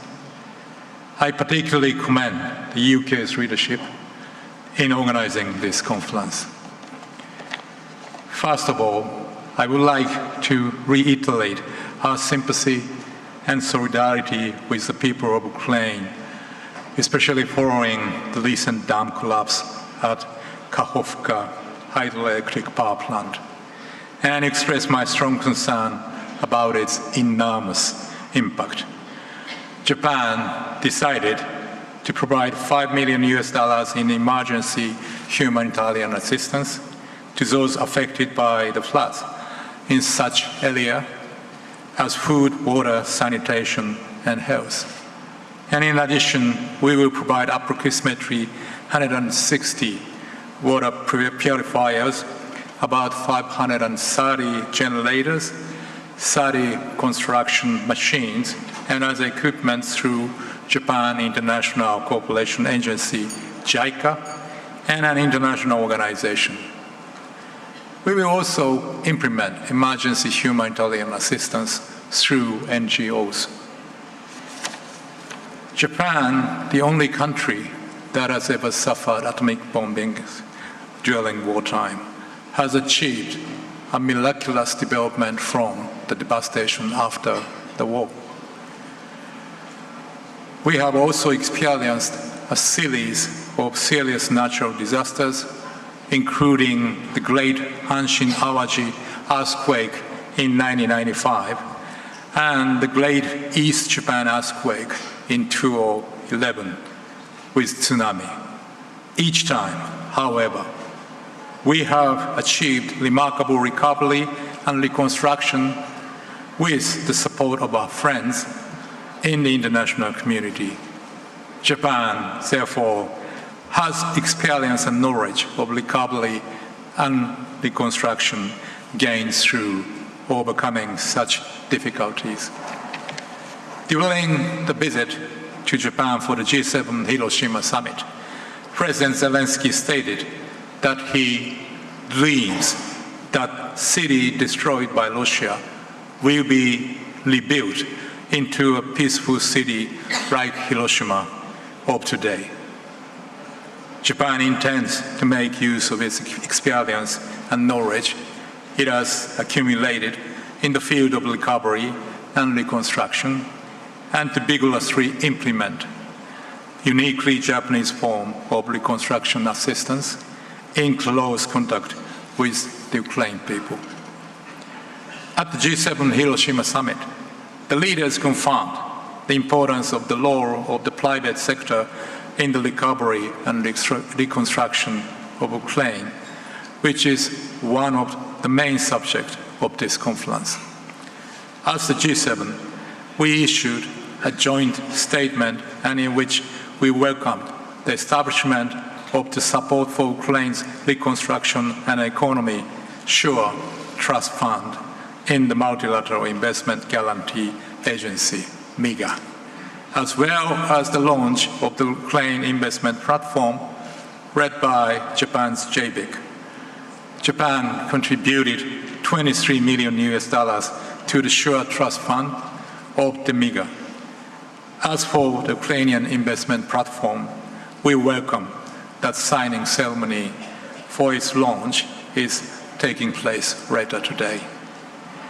And I'm convinced that based on the outcomes of the G7 Hiroshima summit, meaningful discussions will be made at this conference, and the leadership of the UK on necessary measures to promote the involvement of the private sector, including war risk insurance, with a view to stimulating the insurance market and implementation of reforms in Ukraine. In order to gain further involvement of the private sector, Japan has recently established the Council on Preparation for Promotion of Ukraine's Economic Reconstruction with the participation of all the relevant ministries and agencies. Furthermore, the Japan-Ukraine Conference for Promotion of Economic Reconstruction will be held at an appropriate timing from the end of this year to the beginning of next year, so that the Japanese public and private sectors can strongly support the recovery and reconstruction of Ukraine. Japan has so far announced over $7.6 billion in support, including humanitarian assistance and winterization assistance to vulnerable people. In the medium and long-term recovery and reconstruction of Ukraine, Japan will make use of its strengths and provide assistance mainly in the areas of, number one, mine action and debris clearance, number two, in livelihood reconstruction, including the development of basic infrastructure such as electricity, number three, the recovery of agricultural production and industrial development, and number four, strengthening democracy and governance. Concrete initiatives are already underway. For example, with regard to mine action, in January this year, Japan conducted training for the personnel of the State Emergency Service of Ukraine to use mine detection equipment, which Japan is providing in cooperation with Cambodia, where Japan has long supported mine action. Japan also organized seminars on awareness-raising activities for local communities regarding mine risks. We will continue to provide mine-related assistance. In order to give the Ukrainian people hope for a bright future, it is essential not only that the international community shows this strong commitment to the recovery and reconstruction of Ukraine, but also that efforts to restore peace to the country should be made. At the G7 Hiroshima summit, the leaders reaffirmed that the G7 is more united than ever in strong support for Ukraine in every aspect and in continuing to impose strict sanctions against Russia. It was also confirmed with invited countries outside the G7 that any unilateral attempt to change the status quo by force is unacceptable anywhere in the world, and upholding the free and open international order based on the rule of law is really essential.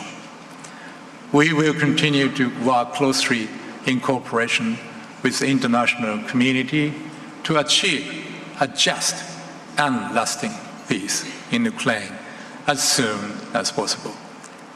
I wish that this recovery conference will be held successfully and that its outcomes will be milestones in the future reconstruction of Ukraine. Japan always stands with Ukraine. Thank you very much for listening.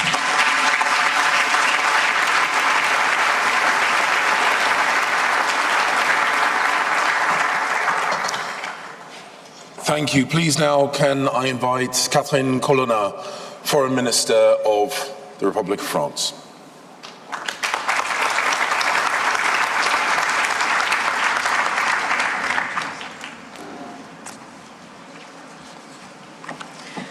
Thank you, Foreign Secretary, dear James, Heads of State and Heads of Governments, Prime Minister of Ukraine, dear Denis, good to see you here. Ministers, ladies and gentlemen, Excellencies, dear friends, I see a few in the room. I want to start by thanking the Government of the United Kingdom for hosting us today. Our gathering today is a symbol of our shared conviction that Ukraine will defeat the Russian aggression. There will be a time when the war ends and Ukraine will be standing as a strong, sovereign, united and democratic country, resolutely anchored in the Euro-Atlantic family and in Europe. And when I say in Europe, I mean in the European Union.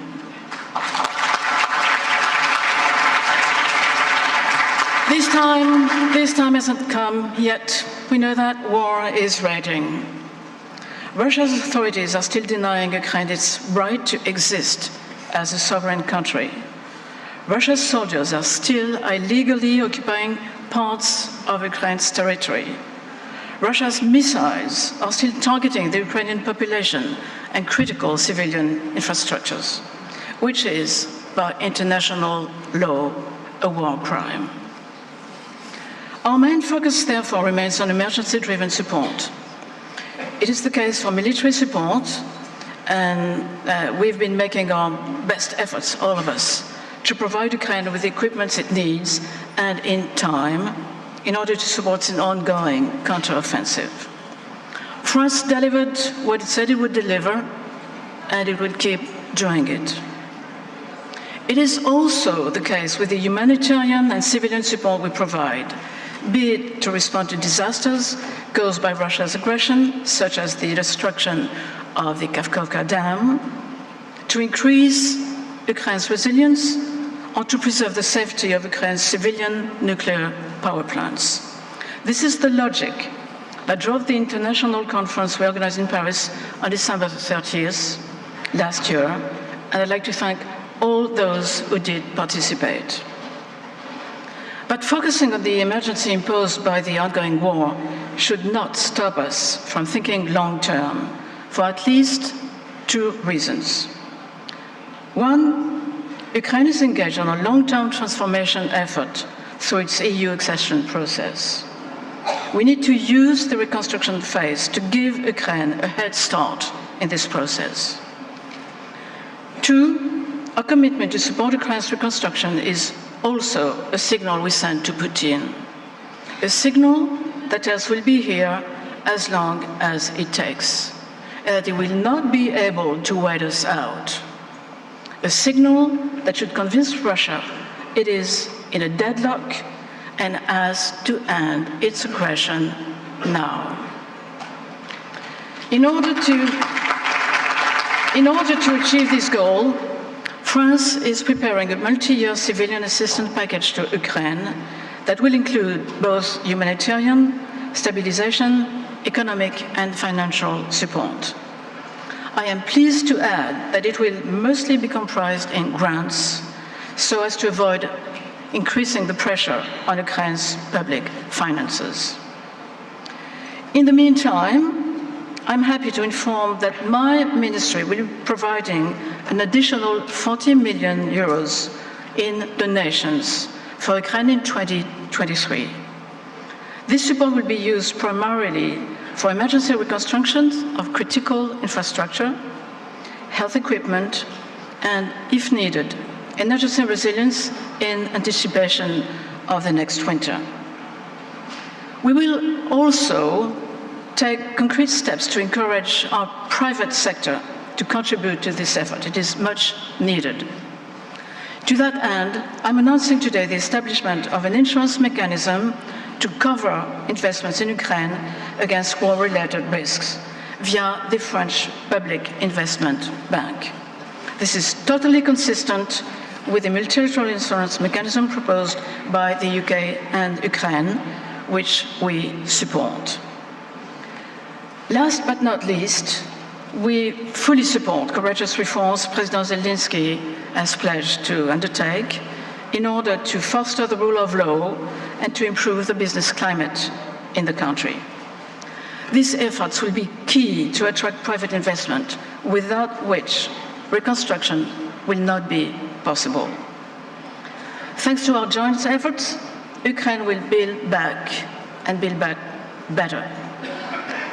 Up until then, our support will not fade. Thank you.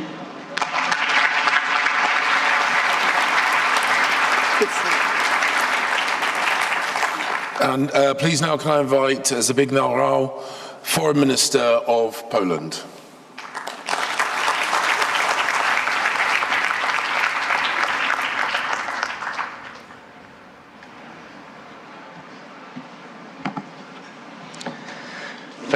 Thank you, James.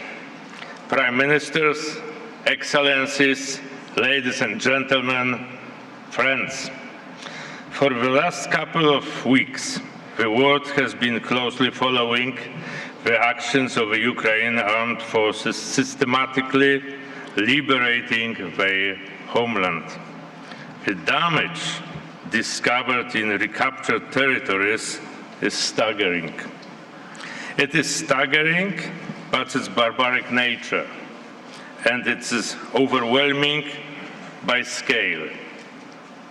Recent heinous act of blowing up of a dam in Nowa Kachowka drastically adds to the complicity our long-term efforts towards reconstruction.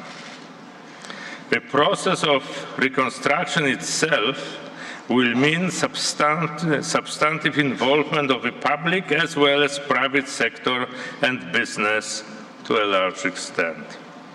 Our task as the governments is to prepare the appropriate institutional and legal framework, political support on the spot, and financial resources. The mobilization of financial resources will be a major long-term challenge. I would like to again strongly reiterate that seized Russian assets should serve as key source in this respect.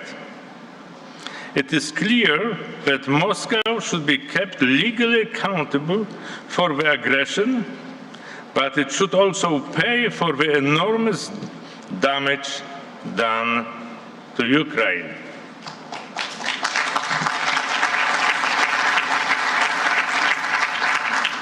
The success of the reconstruction of Ukraine is in the best interest of Europe and the whole international community. It is in our interest that Ukraine becomes a robust and advanced market economy, playing by the rules with the administration capable to absorb the assistance. This is why Ukraine should become a member of the European Union as soon as possible.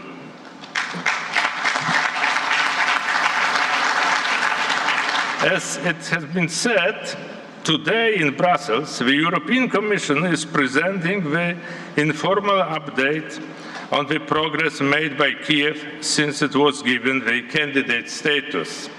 We all know how effective Ukraine has been in meeting the 7 criteria, despite the ongoing war, continuous missile attacks, and the flood caused by the destruction of the dam.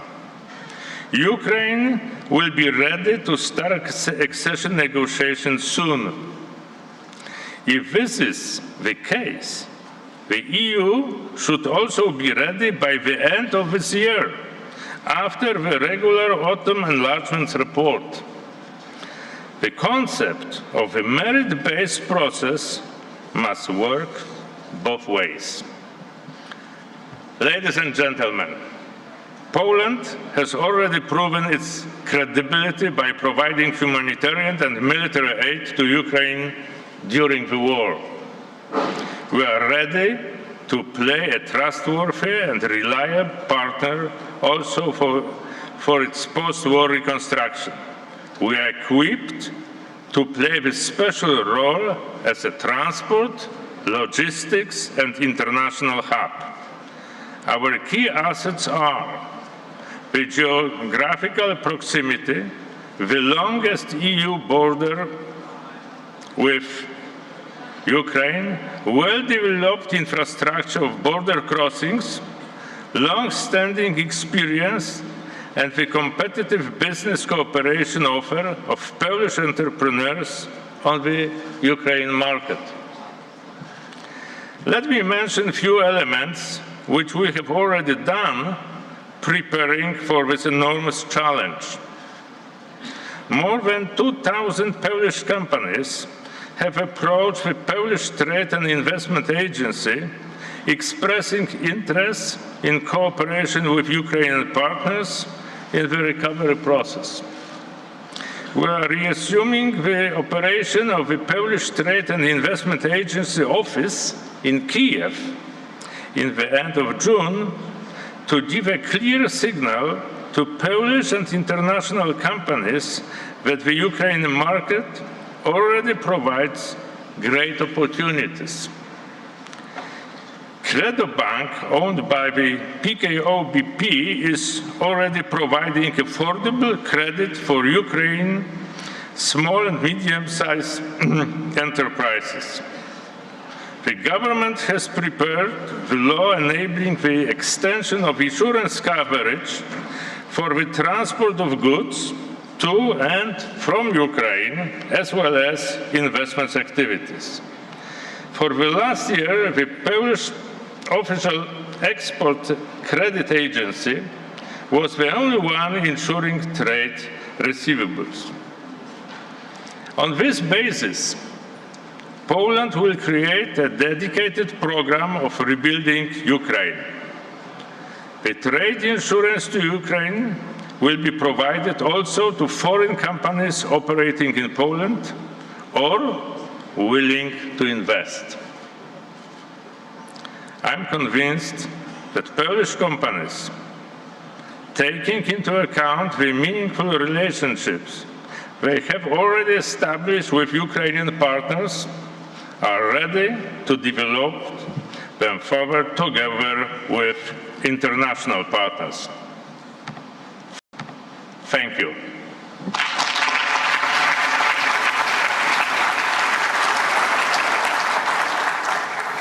And now can I invite Harjit Sajjan, Minister for International Development of Canada.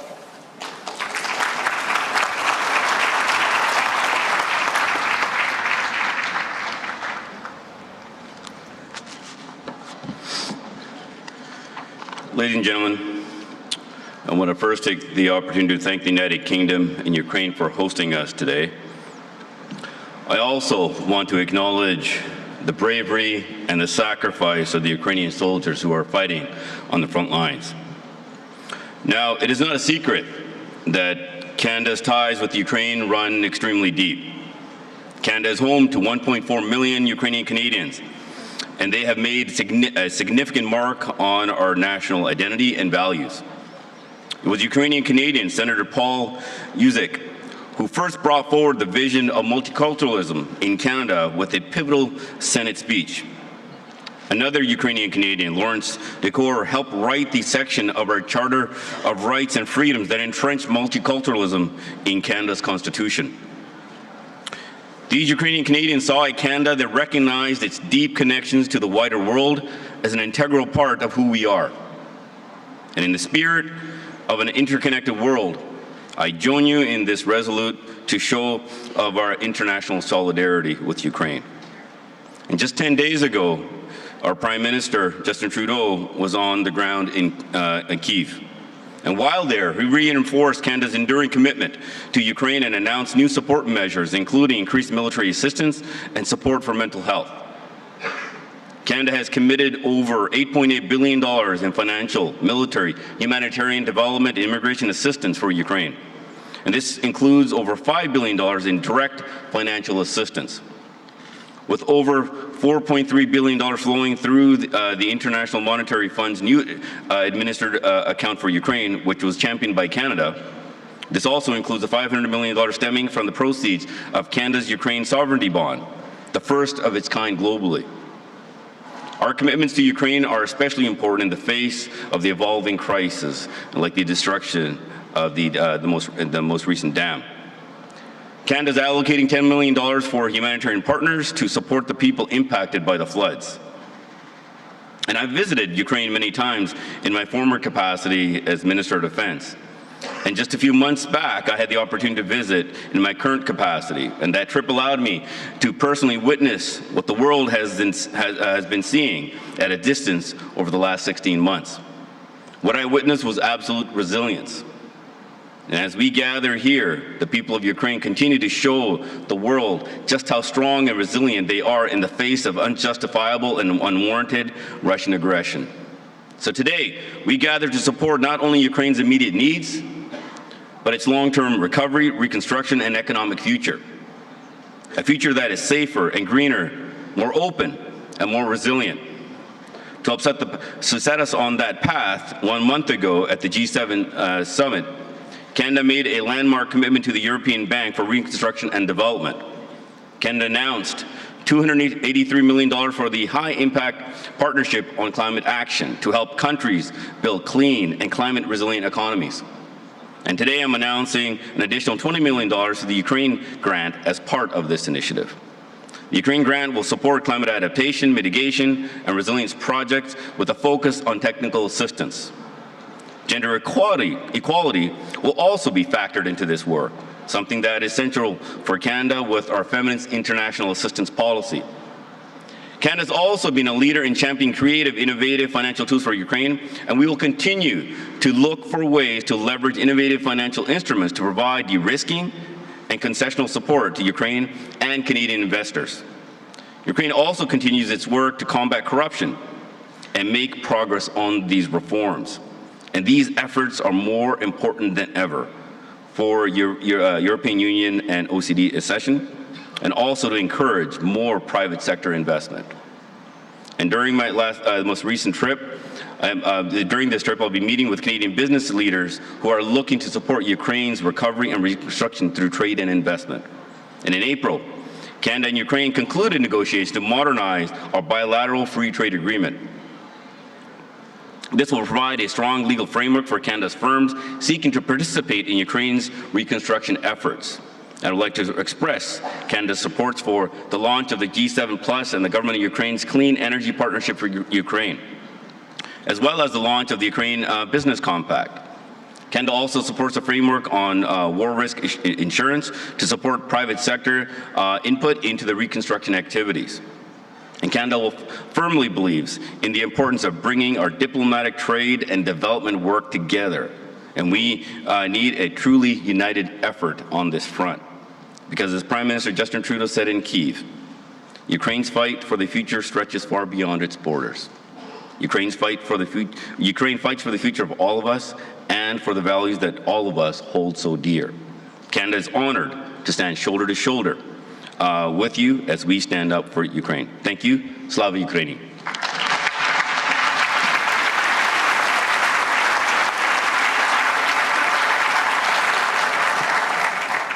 Ladies and gentlemen, could I invite you once again to thank in a traditional way our panellists as they retake their seats and in preparation for our final keynote speech of this session.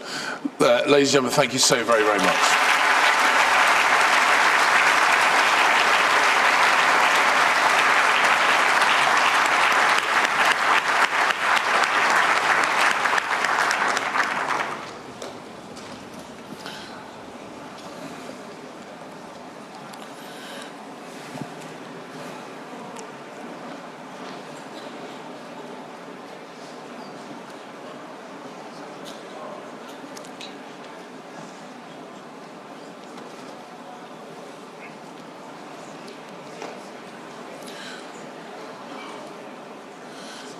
Ladies and gentlemen, this session underlines our collective determination to support Ukraine, not only in its self-defense, but its subsequent rebuild, reform, and recovery.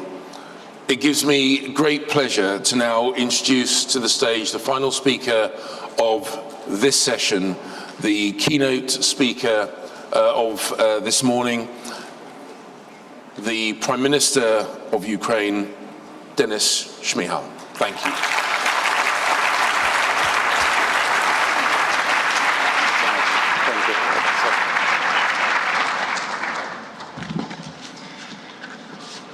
Thank you so much, dear James. Dear Presidents, Prime Ministers, Secretaries, Ministers, dear heads of international